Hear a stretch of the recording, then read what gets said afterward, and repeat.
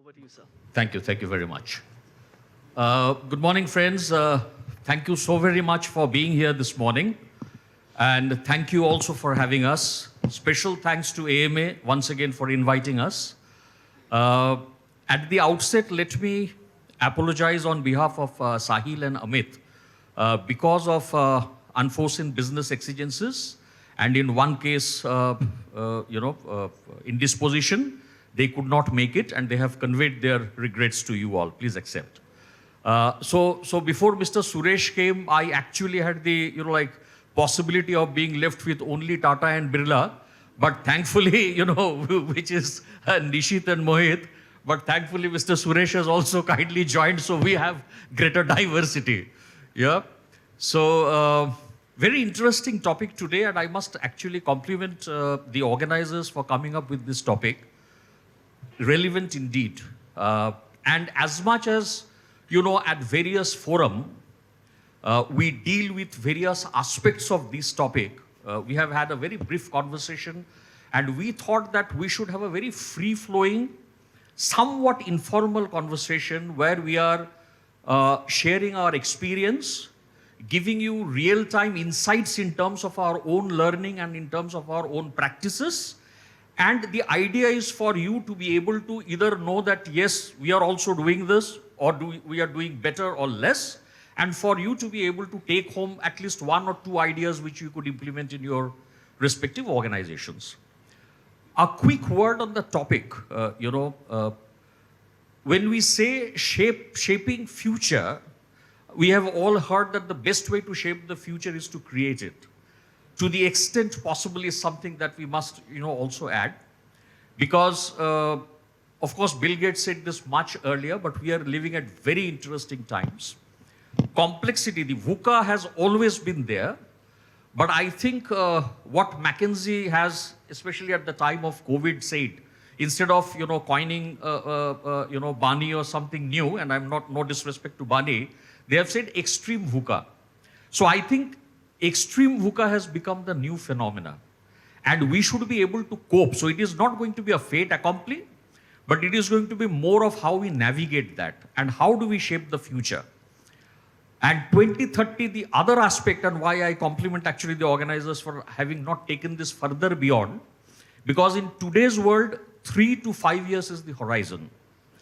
Lots of things are happening, AI, generative, agentic, and I think it's still early days for AI, for mankind to be able to actually grapple with the application and usage and proper deployment so that it is benefit for business and also for mankind.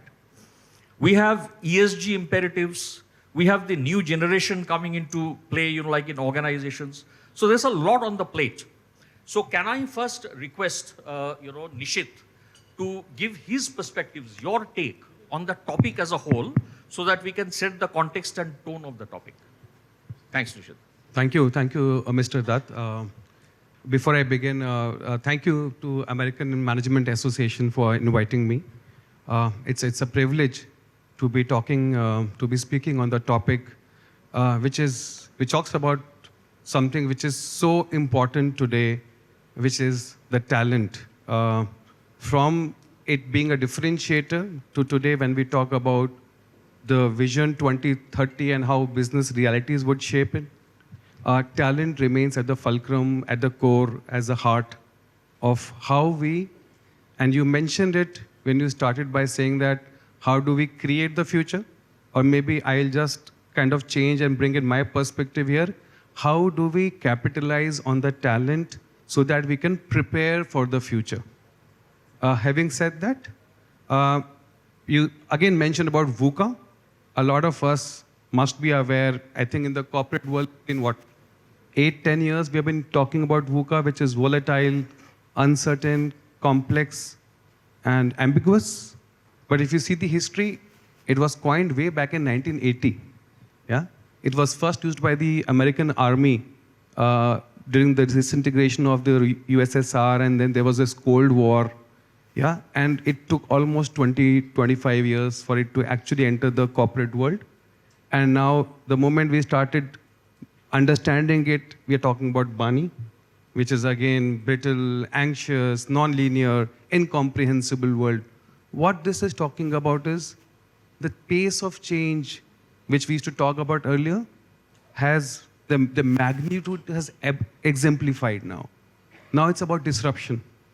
Disruptions used to be more of episodes of disruption, in electricity cost disruption, internet cost disruption. Yeah. Today, there are other areas which we cause disruption.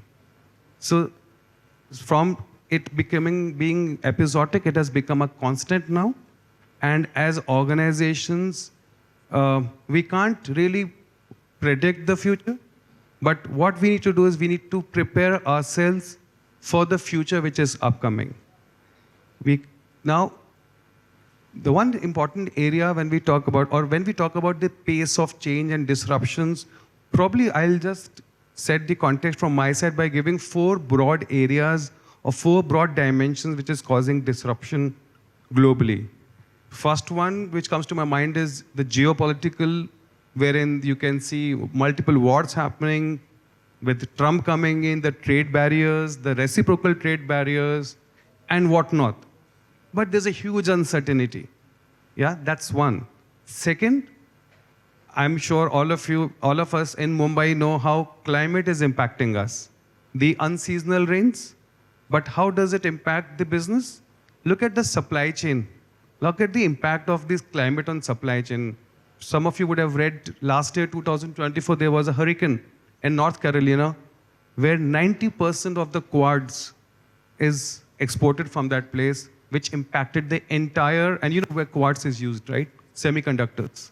That's the heart of every electronic we are using now. That's the second one, the climate change. The third one being sustainability. There was a time when we used to work for today, we used to plan for today, but now we want to care for the next generation. Yeah, how it is impacting the organizations. Yeah, while it was a good to have, but today it is imperative. It is something which is given. And fourth, it's not in the order, but you can understand the importance, the technology. And Mr. Dutt spoke about it. Automation, AI, Gen AI, agentic AI. We do not know what next. I was in one of the conferences where somebody said, if you think AI is going to come soon, you are wrong.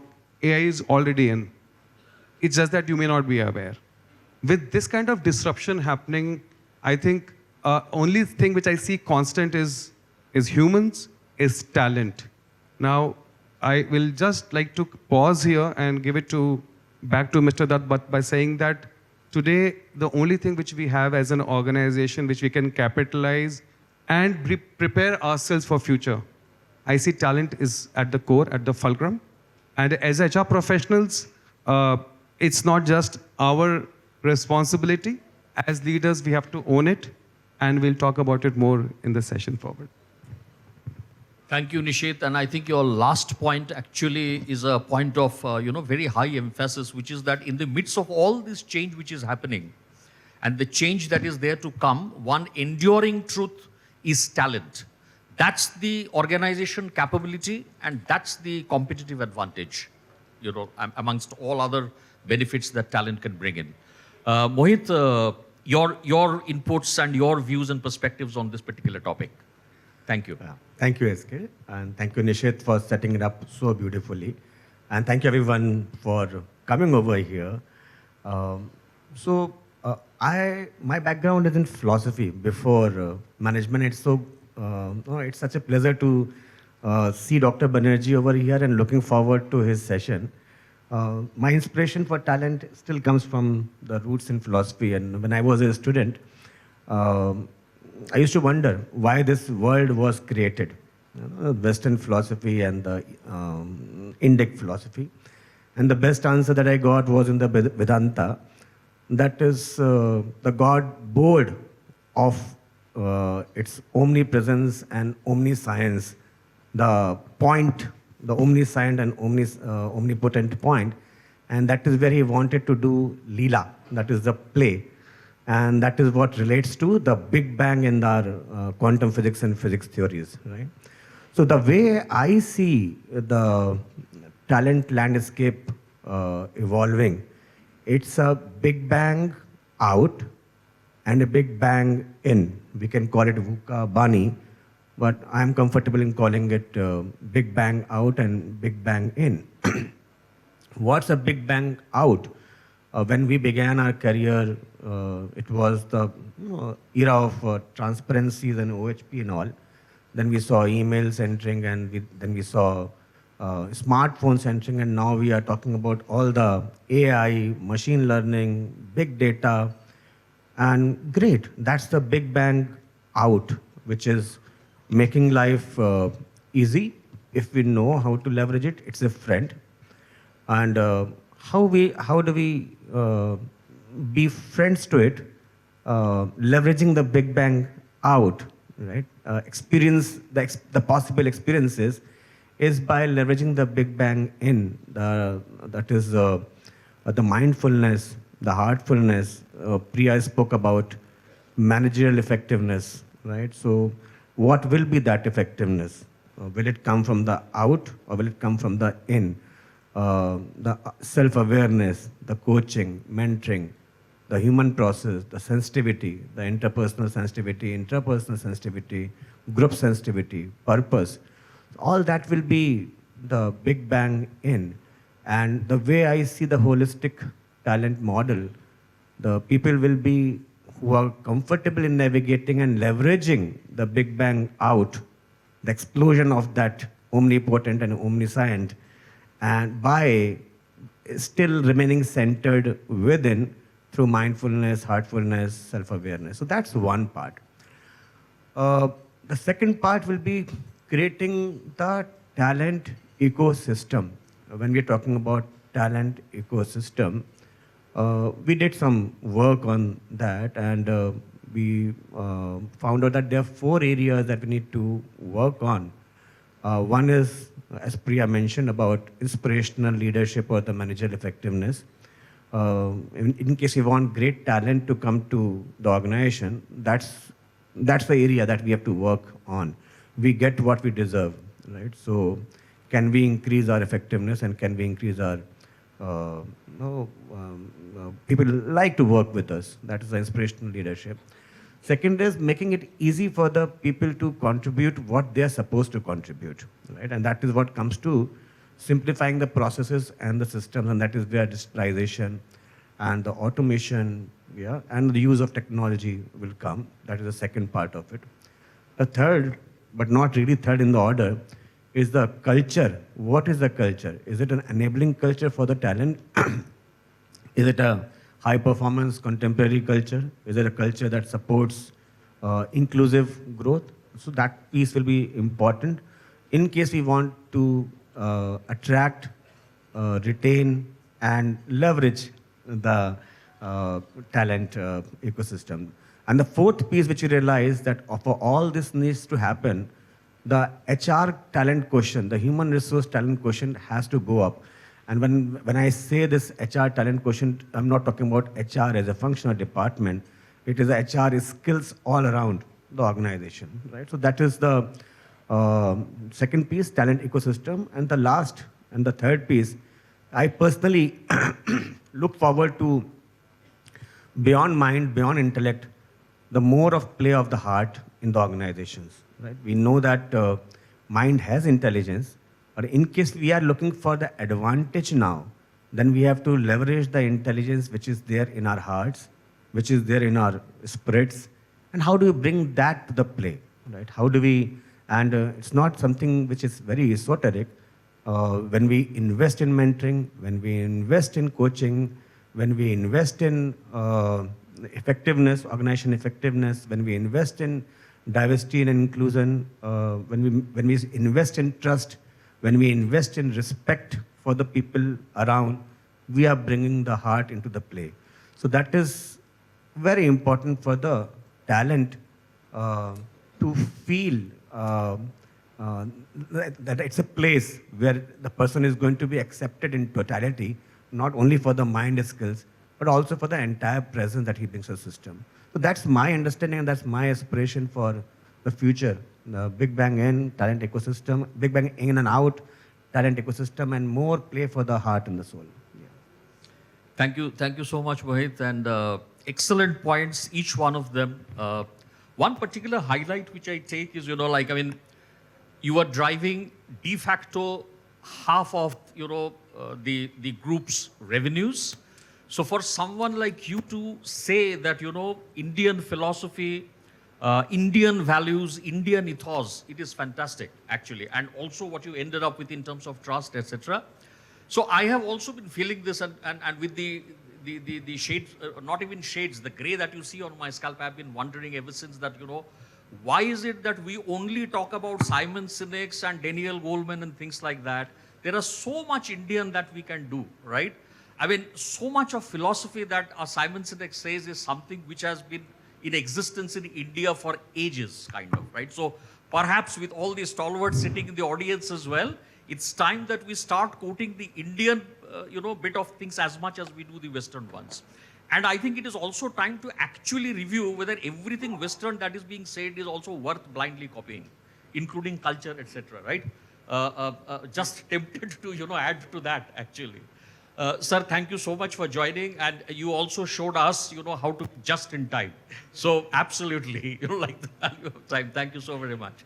Sir, also wanted your views and perspectives on this topic, particularly from an entrepreneurial point of view. Good morning, everybody. I'm really delighted, delighted to be here. I'm just traveling in cloud. I have been taken back to 1998, where in Scottsdale, I attended a training 97 program done by Mr. Bob Pike. And subsequent year, he gave us Jetking prize for being best company in training in IT. And I attended, I don't know, my memory is fading, but I attended the AMI Association's meeting, American Managing, where I met Ken Blanchard, Tom Peters, and one more person I'm trying to remember. So it was fantastic. My life was changed. It was a last day. My wife and my kids were going back to India. My brother gave me a catalog. कि training 98 हो रहा है Scottsdale में आप जाओ. And there was no looking back.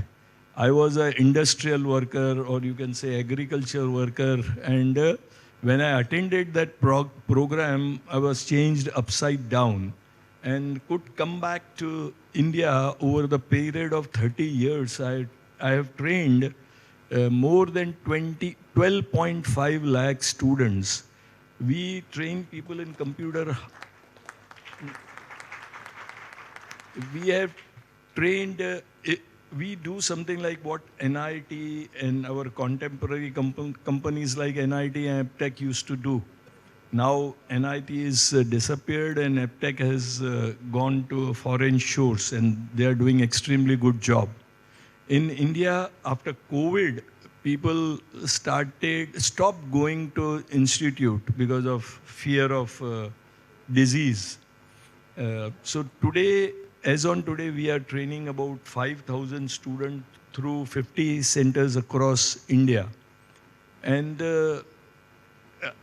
I can say this American associations, ethos, pathos, and Legos, whatever you call, whatever Covey calls, we are sitting, stalwart from Covey's company, Stephen Covey is sitting here. So he injected so much in Jetking. At that time, we had around 1,500 to 2,000 people working in Jetking, and we completed program of 7 habits of highly effective people for every person. And we became almost international company. That is way we did long time back. Now coming back to this annual summit and shaping future, those who can see deep into past can reinvent the future. So AI, I'm not though I am a technology man, this whole thing like robotics and lasers and whatever, it comes very easily to me. This AI is also been really fantastic. It's not difficult at all. We have to put time, energy, and focus for that. So I think future is very bright, and feel like have all the good wishes for all of you that आप लोग चमकेंगे और आगे बढ़ेंगे. And I'm really again delighted to be with amongst all of you. Thank you, Mr. Anand, for inviting me. Thank you so very much, sir, for your words of wisdom, and also, like to know the, like yeoman work that you have been doing over the years. Thank you very much. Thanks for sharing that. Hardik, a quick request. You have to give me 2 signals. One is when we finish 30 minutes, because 10 minutes before this thing, and maybe I'll keep the last 10 minutes for a Q&A with the audience. We are at 30, so 10 minutes, and then you can let me know. So I'll do one more round, and maybe we can do a quick round, and if possible, take a few more questions, short ones. Yeah. So, the so-called hard skills and the soft skills and the fuzzy and not so fuzzy. So let us take first the culture piece, in terms of organization culture in the context of 2030 and all the complexities which are there, technology, new age employees, and, unpredictability, geopolitics, environment, everything, right? So what is the conscious effort that it is easier said than done, when we speak about this. So what is the conscious effort and the structured effort that you are making for the organization to be ready, to be future ready, so to say, more in the context of 2030? Thank you, Mr. Dutt. I think just to understand the question better, you mentioned how, as an organization, we are working on the culture so as to prepare ourselves for that 2030. That's right. Yeah. That's right. Yeah. All right. So, no, it's a great question. And you mentioned about soft skills and hard skills. And I was, again, in some conference, and somebody said, soft skills will be the new hard skills. Absolutely. Yeah. So we are at a juncture where soft skills are more important than ever before. I heard 10 minutes, and as representing an organization which is 157 years old, we started in 1868. Culture is one of the favorite areas we'll have to talk about as talent heads. But it will be injustice if I don't talk about the history of the organization and then quickly come back to what Tata Consumer Products is doing. But 1868, when the founder Jamsetji founded the organization, the philosophy was very clear. He said, community, in a free enterprise, the community is not just one of the stakeholders, but it is the very essence for the most important essence for the organization, right? So we started with that philosophy today. And if I ask if there are maybe 200 people in the room, and I look after talent acquisition as well in my current organization, I can tell you 80% of the employees, when we ask them, why do you want to join Tata? The answer is trust. We can trust this company. You are contributing to the community. Yeah, I will not get into details about the organization structure and how actually 66% actually goes back to the community. But the essence or the culture starts from there. Yeah, that career for purpose, something which is spoken now, started way back in 1868, and we have been, I feel, immense pride to share that even today it is continuing with the same spirit. At Tata Consumer Products, customers, as the name suggests, Tata Consumer, customers are at the core. Now, when we say culture, the importance of culture is so high, and sorry, I'm quoting a Western philosopher. No problem. Yeah, Peter Drucker, he said, culture eats strategy for breakfast. Yeah. So today, if I have a strategy, and I think we have very openly said it, we want to be the #1 F&B organization in India, and the vision is to become global premier FMCG organization. My strategy is clear. I need to have a culture for that. Yeah, culture is, because your culture should be aligned to your strategy. I'll give an example. You all know Taj Hotels. There's a value called as joy. It's a value. The joy is the value to You can understand, right? So as to give joy to the customers. Yeah? For an airline industry, yeah? Safety will be a value. For us as Tata Consumer Products, customer centricity is a value. But how does it transform to a culture? We say we are obsessed with the customer. So we have developed some growth mindset behaviors, which we continuously, we are establishing it, institutionalizing it in the organization, which is absolutely core to how we want to achieve our North Star. Yeah? Now, of course, now what is culture? Culture is a set of beliefs, values, behaviors, which are kind of shared by everybody in the organization. So how do we bring that together? As I said, the first one, for example, customer is at the core. And again, with disruption, with multiple influencers, there's talk about food, about sugar in food, and so many things. We keep customer in the heart in anything and everything we do, so that our products are of the highest quality, highest quality in whichever category we are in.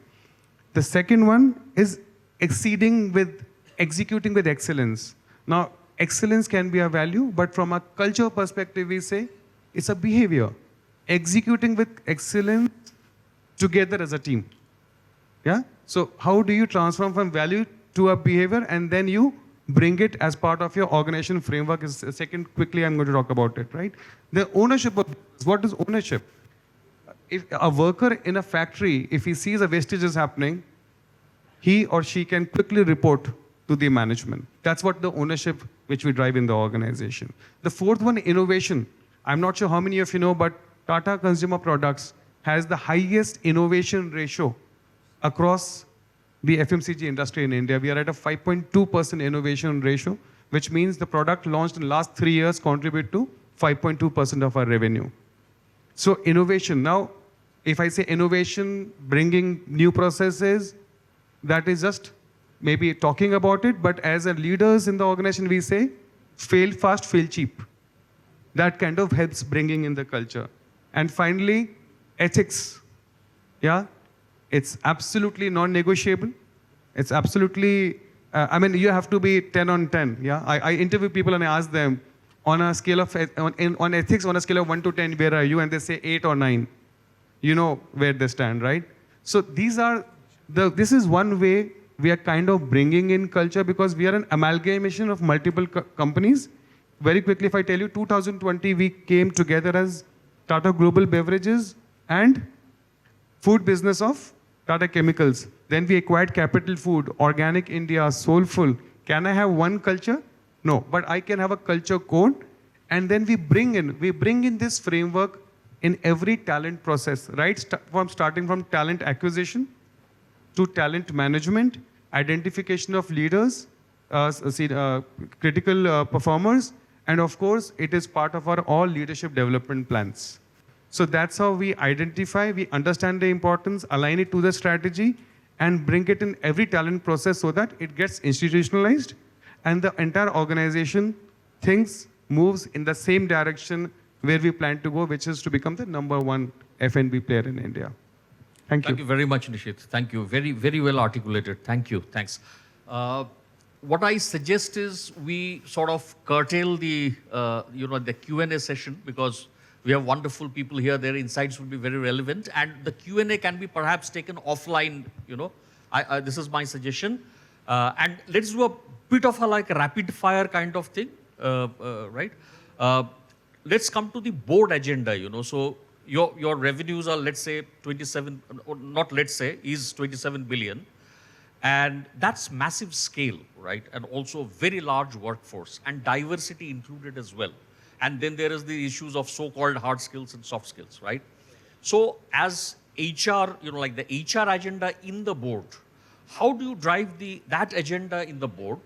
And conversely, how does the board drive the agenda of this business transformation?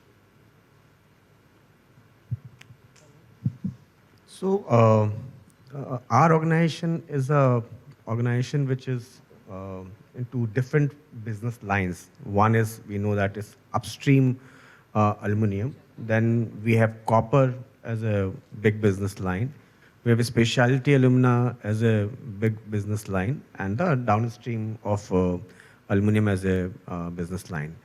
So the talent ask, suppose you're visualizing for 2030, and that is where the interaction with the board will come in. It both ways. What is happening over here needs to go to the board, and board's perspective have to come in. Primarily in the form of strategic workforce planning. That is what as Nishit was talking about, what scenarios will unfold with respect to the different risks which are there, geopolitical risk, competition risk, technology risk, and all, and so on.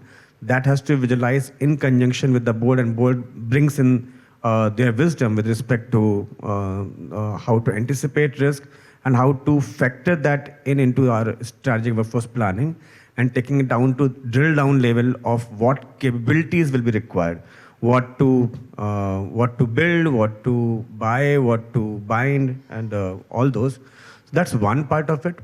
The second part will be the culture piece investment, right? Whether what is happening, whether it is the culture, as Nishit said, that culture eats strategy for breakfast. I have nothing against Western world. Yeah. So very inclusively, I borrow from there. So what is the culture which is shaping, right? And that is where the continuous interaction, updating and learning, sharing the wisdom, right? So, over here, on the culture front, quickly I can tell you what we are driving is what AI will not be able to drive. That is trust and empowerment, right? So on trust, we are driving the circles of trust across. What is the invitation from the higher self for the people to become their next version? So Priya was talking about the feedback thing, and that's how you give the feedback from that responsible space.